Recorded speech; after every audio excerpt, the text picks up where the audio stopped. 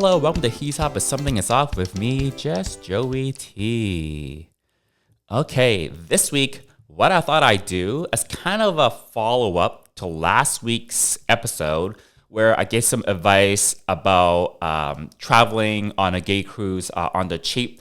There was a comment from that video, and it's talking about, I suggested last week, when you're on the way to a gay cruise, I highly recommend flying in the day before so that, in case your flight is delayed, transportation issues, whatever, you don't miss the cruise, because cruise ships don't tend to wait for anyone. If you don't show up at the pier at the time that you're supposed to be there by, there's a real possibility, and this does happen to people on the regular, good chance that you might miss the cruise.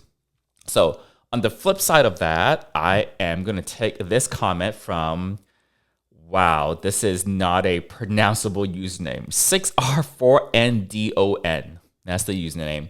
Hi, Joey. I plan to fly into Miami the day before the cruise leaves. When the cruise returns to Miami, can I go straight to the airport, or do you suggest flying out the next day?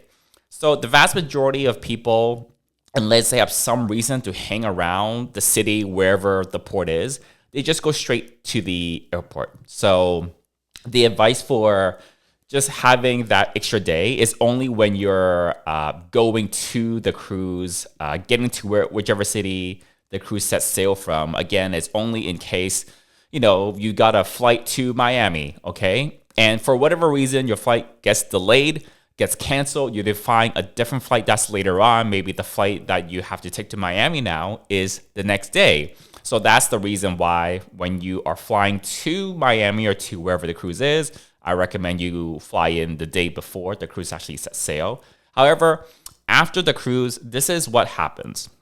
Cruise ships, by and large, will come back to the port pretty early in the morning. It will probably dock at like 5 or 6 a.m., something like that. And usually the first passengers will start getting off the ship something like 7 a.m., give or take. So, and usually by around 9 or 10 a.m., all the passengers are off the ship. So you'll get back to Miami quite quickly. And usually the vast majority of passengers, they'll just go straight to the airport and just fly back to wherever home is. There are some boys that will stick around Miami and continue their vacation. So it's not the most common thing. It's not what the majority of people do. I think it's more common for people to maybe fly into Miami like a little bit early if they haven't been to Miami before and they want to check out some of the nightlife. I think it's sometimes more common for them to do it before the cruise. They might come in not just one day before, they might come in 2 or 3 days before, hang around Miami for like 2 or 3 days, and kind of sort of transition into cruise vacation mode, if you will. And sometimes that's kind of nice to do. But after the cruise, people just, from the pier, grab an Uber, grab a shuttle, grab a car, whatever, and just go straight to the airport. There's not really a lot of waiting around. Related to that, I know you didn't ask about this question, but you say here that, it looks like you're booked on the cruise already, but it looks like you haven't solidified your flight plans to and from Miami. The related advice I'm going to give to this is when you're looking up flights to fly out of Miami to go back home, don't get a flight that's too early in the morning. I did just say the cruise ship will dock back in Miami quite early. Physically, the ship will be back at dock 4, 5, 6 a.m., something like that. Usually around 7:30 a.m.-ish is when the first set of passengers will get to disembark and get off the ship. And by around 9 or 10 a.m., all the passengers will be off the ship by then. However, for this particular cruise is going to be something like 5,000 or over 5,000 passengers that are going to disembark within those 3-ish hours. And to get over 5,000 passengers, Ubers and Lyfts and shuttles and cars and buses or whatever to the airport, that's a lot of people. On top of that, this is not the only ship that is docking back on that day. Most days, multiple cruise ships are sailing and arriving. So there's likely going to be at least like one, probably more other ships that are docking back that morning that this ship docks back. So you basically get possibly many thousands, tens of thousands even, of passengers trying to get to the airport, because it's not just on an Atlantis cruise that people want to just go straight to the airport once the ship docks back. It's most cruises in general. So it's going to take you time. It's going to take everybody time to get to the airport, okay? So ideally, you want to get a flight out of Miami when the cruise ends. No sooner than 12 noon is my kind of rough guideline, rough rule of thumb.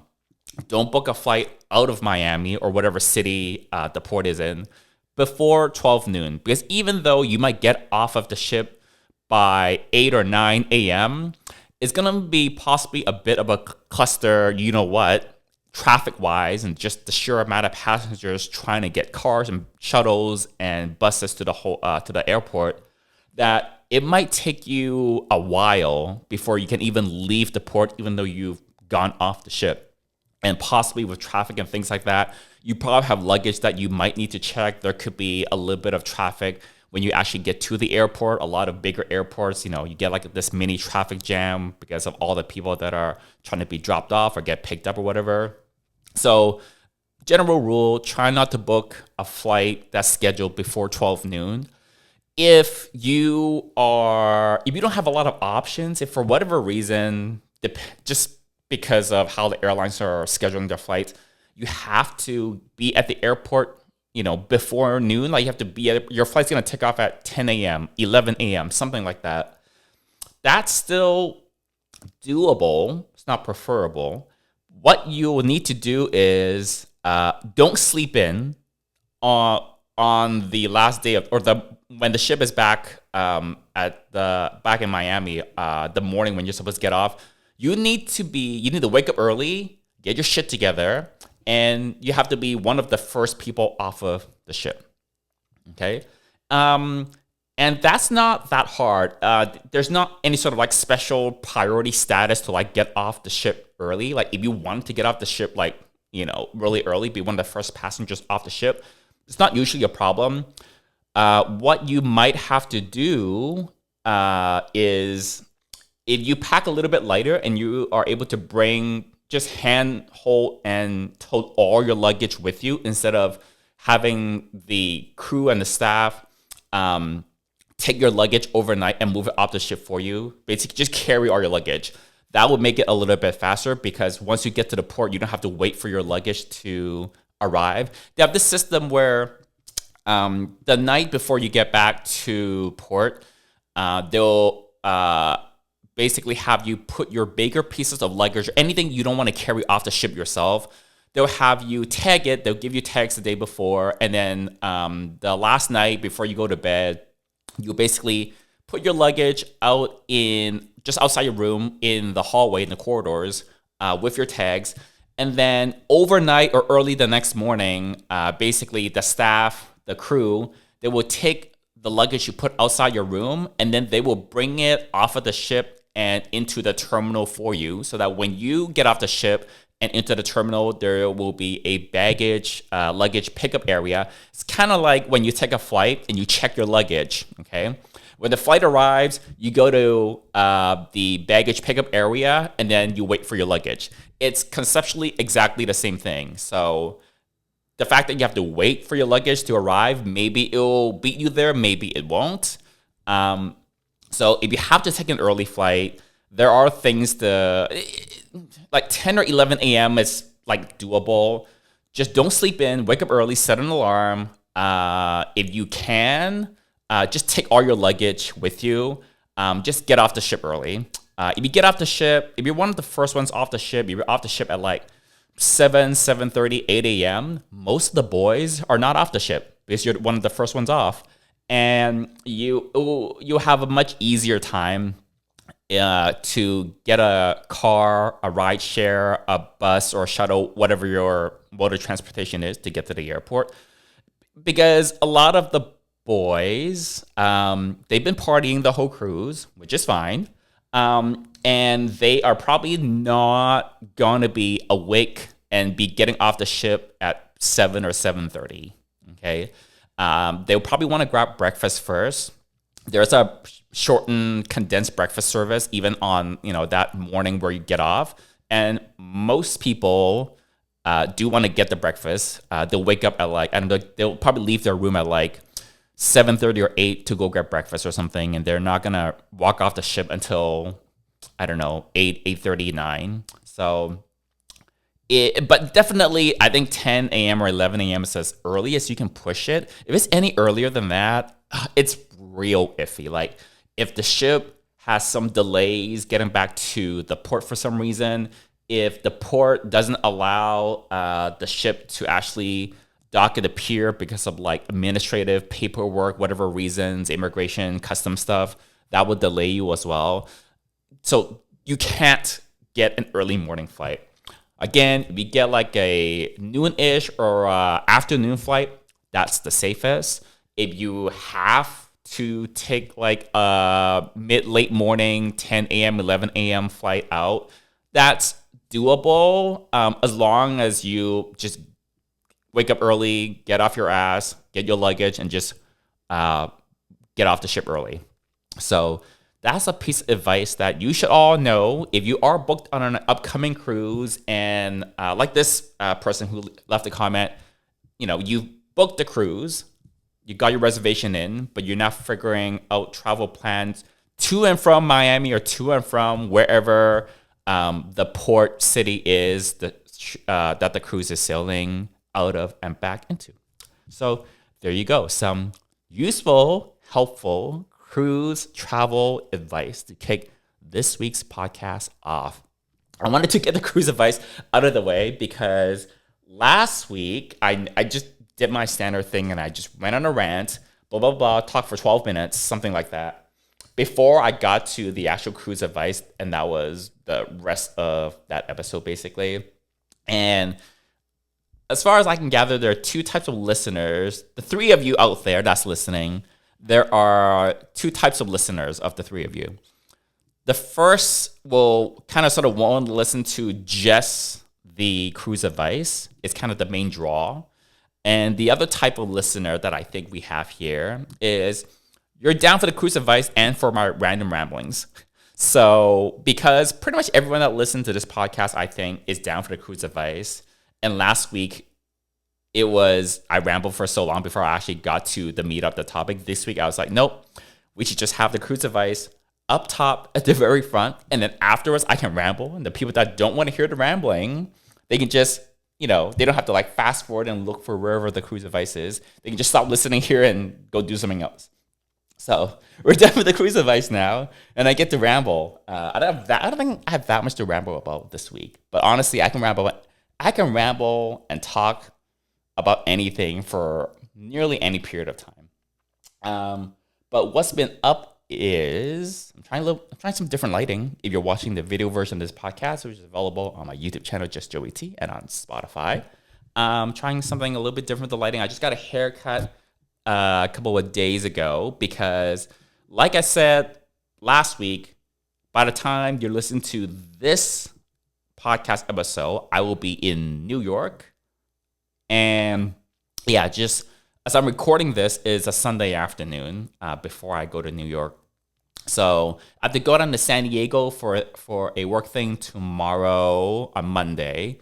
And then Tuesday is just going to be the final bits of packing. I need to throw in a spray tan, a fake tan at home for the New York trip. And the day before I take a trip anywhere that I fly out to the airport, the day before historically has always been a bit of a mad dash. It's just lots of little things that add up. I want to tidy up the house, clean a little bit, the final bits of packing, which always takes longer than I expect, doing this, doing that. So I did most of my packing today because I have to go down to San Diego tomorrow, and that's going to take pretty much the entire day. I'll leave the house at 10-ish, and I won't get home probably till 8, maybe 9 o'clock at night. So tomorrow is just a work thing. So I'm mostly packed. There's a few things I can't pack, but I'm still using some stuff. And I'll just pick that up on Tuesday. I'll do my little at-home fake and bake tan thing, and I will clean the house a little bit tonight, like clean, like like the toilets and the bathrooms and the kitchen, so that things are not completely dirty when I come back from New York next week. But yeah, I haven't been to New York in a while. And luckily, the weather seems to be pretty decent. It'll be in the low or mid 70s most of the time I'm there. New York, it looks like they've been having some rain on and off. And according to the forecast for the time that I'm there, it shouldn't really be raining much. It should be, pretty decent weather. So I'm looking forward to that. I have a friend that just moved there only, I think, a few months ago. So I'm making plans to go visit him, but it'll be a work trip. But yeah, I'm looking forward to it. One thing I was looking up, because as I got closer to the flight to New York, United Airlines, I'm flying United, they sent me this thing about like, oh, you can pre-order like your snacks and meals and stuff if you want. And United, they have these snack boxes that are, I think, $10 per. And I have status with United, and because of that, I get to order one of these snack boxes. They have a few different varieties of them for free. And there's one particular one called the tapas box. If you fly United and you know about these things, you know exactly what I'm talking about. I mean, maybe there's one of the three of you out there that knows about this. But anyways, so you should get the tapas box. But with my IBS and my gastro whatever system issues, I can't eat any of the boxes. Online, they tell you exactly what's in each of these snack boxes. So the tapa snack box I usually get, there's a hummus, there's some sort of cheese spread, there are pita chips, crackers, and they have salted almonds, and I think they have some sort of like biscuit. Okay, with my IBS right now, I can't have gluten, and there are a whole bunch of different types of carbs called FODMAPs that I should not be eating, or I can only eat in low amounts. Okay, and these FODMAPs, it's in most foods. Basically, there's not many foods that have no FODMAPs at all. I can probably count them on like two hands. That's it. So I mean, here to New York, I'm taking a direct flight. It's going to be about 5.5, maybe 6 hours on the plane. It's not that bad. I won't get super hungry.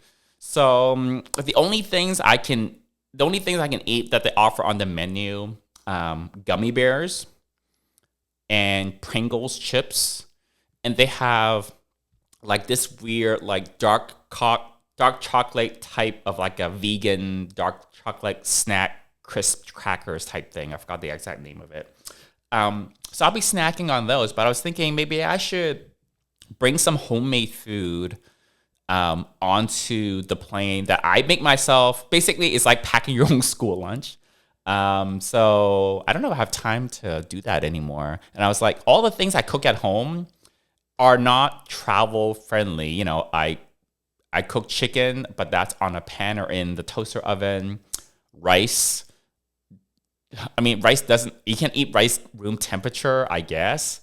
But yeah, I was like, there's not that many like yummy things I can actually make myself. Peanut butter, I can get like little packets of peanut butter, but I don't know if I can make an actual meal that easily. I would have to like research and look into it and actually make it. So yeah, that's New York. Once I'm in New York, I'm kind of looking forward to it. Sometimes traveling is a little bit stressful, but I'm just trying my best to not get stressed. I do travel like a lot, but I know that once I get there, there's like work stuff I have to do, and I'm just trying my best to have like a good outlook on it and not too worry about things that might go wrong, and just be like a little zen about it. I'm actually most excited about after going to Korea. I was in Seoul. It's really nice to go somewhere where you speak the language and you know where stuff is. So where I'm staying, there's gonna be there's a Trader Joe's nearby, and there's a Whole Foods nearby, and the place I booked has a little kitchenette in the room itself. They actually sent me an offer to upgrade my room, and I actually took the upgrade because it was only like a little bit more money, and you get not just like the bedroom and the kitchen, but you also get a whole living room, which is going to be really useful for the work stuff I'm doing there.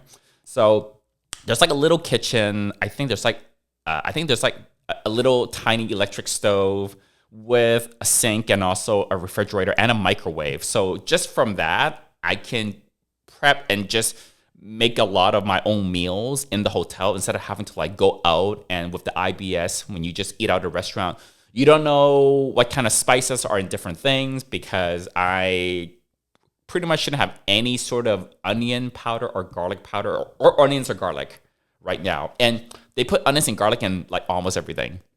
So yeah, it's gonna be really nice to just have the little kitchen. I'm taking an early flight, an 8 a.m. flight. It's early for me. Maybe it's not early for some other people. I have to be at the airport. Probably I'd get the airport at like 6-ish because I have to like get to the terminal and do security and do all that stuff. Yeah, but I do have a plan now. I haven't traveled that much since I've had the IBS, but I do have, if you just give me a kitchen and a supermarket, I can make it work, because I can basically just eat what I have at home, which is rice, chicken, oatmeal. I can have blueberries, strawberries, bananas. I can, so having the kitchenette is like gonna make my life so much easier when I travel on this trip. Most hotels or most places don't have rooms with a little kitchenette in it. You have some, depending on the city that you're traveling. In New York City, like in Manhattan, it's not the easiest to find. But I managed to find a place that looked like pretty good online, looks pretty decent, has this little kitchenette. So I'm kind of weirdly excited about that it has a kitchen. And the first thing I'm gonna do when I get there in the afternoon after I check in is to go to Whole Foods and go to Trader Joe's. Trader Joe's is where I usually shop nowadays, and get like chicken, rice, eggs, sourdough bread, blueberries, strawberries, bananas, oatmeal, so that I have food. It's basically I'm gonna go grocery shopping. It's the very first thing that I'm gonna do when I get to New York, and I'm not really gonna be eating out very much, partially to save money. But when I travel, for those of you that listen to my to the podcast that I recorded when I got back from Seoul at the end of August, I did tell you guys I did a lot of McDonald's. And when I travel, there's a tendency sometimes for me to want to go to McDonald's, and New York City is full of them. So that might be part of the mix as well. After I get back from New York, I only have about a week and a half back at home, and I go to Taipei for Pride. And for Taipei, I booked a couple of different Airbnbs. I'm going to switch partway in between because I'm there for so long. I just want to try out like a couple of different Airbnbs for a change of scenery. Been there for something like 10 or 12 days.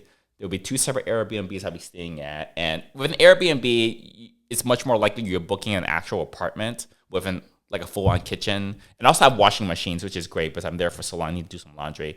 Yeah, but that's going to be the strategy as well. When I go to Taipei, I'm going to have a full-on kitchen. There will be grocery stores nearby, and I'll just eat pretty much the same thing. And I was talking to my friend about it.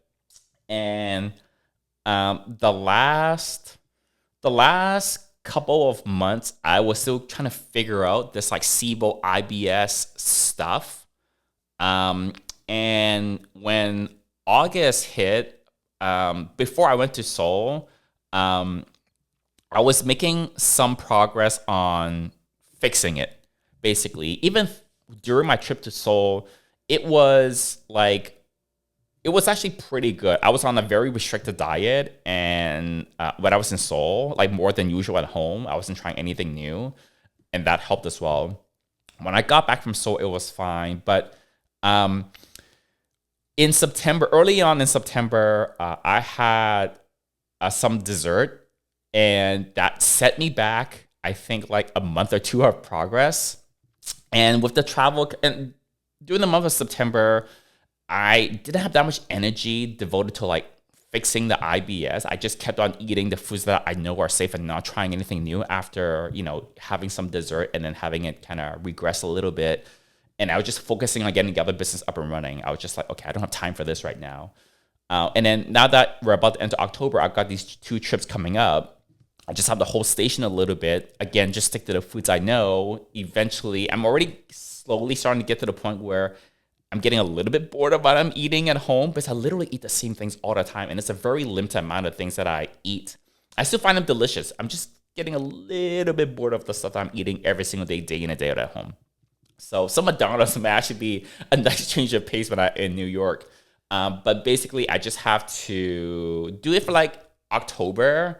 And hopefully by staying and not trying anything new, my gut will get a little bit better and better over time. There's some supplements that I'm taking as well, and that helps with it. There are other things I'm doing like, making sure I basically waiting 5 hours between meals so that my gut has a chance to kind of sort of do these like cleansing sweeps. I kind of mentioned them on a previous podcast. So it's all these little things that I'm doing to heal myself, basically, to like make the problem, to tackle the root of the problem, right? But this takes time. But then when I get home, when I'm back in November, after Taipei, end of October, and then for all of November, and for right now, most of December, I'll have time to actually, okay, I don't need to work as much because work is really busy right now. Work will lighten up a little bit for November and December. And then I won't have any trips for like a good, 6 to 8 weeks then. And I can really concentrate on like tackling the IBS harder. And hopefully, by springtime next year, there's a chance that I'll be like in a much better state. But it just takes time and it takes effort, and it's a lot of patience, and just got to be very careful with it, and I'll also be able to work closer with my doctor by that time as well. So we're doing work right now. We're getting businesses launched. We're getting some content created. That will be like the focus between now and Halloween, basically. But then when we get into November and December, and there's also the elections in November. Oh my goodness. I don't talk about politics on it, but it's such like a big thing right now. Obviously, with the U.S. presidential elections, we only have, 6 weeks-ish, give or take, before Election Day. So it's coming up fast. So thank you for listening. I never thank you guys for listening, but I assume that I'm providing you a service. I'm providing you some free entertainment. So why should I be thanking you? You should be thanking me. Anyways, next week, come back, subscribe if you haven't, and I will regale you with all my adventures, hopefully not too many misadventures from New York. And until then, bye y'all.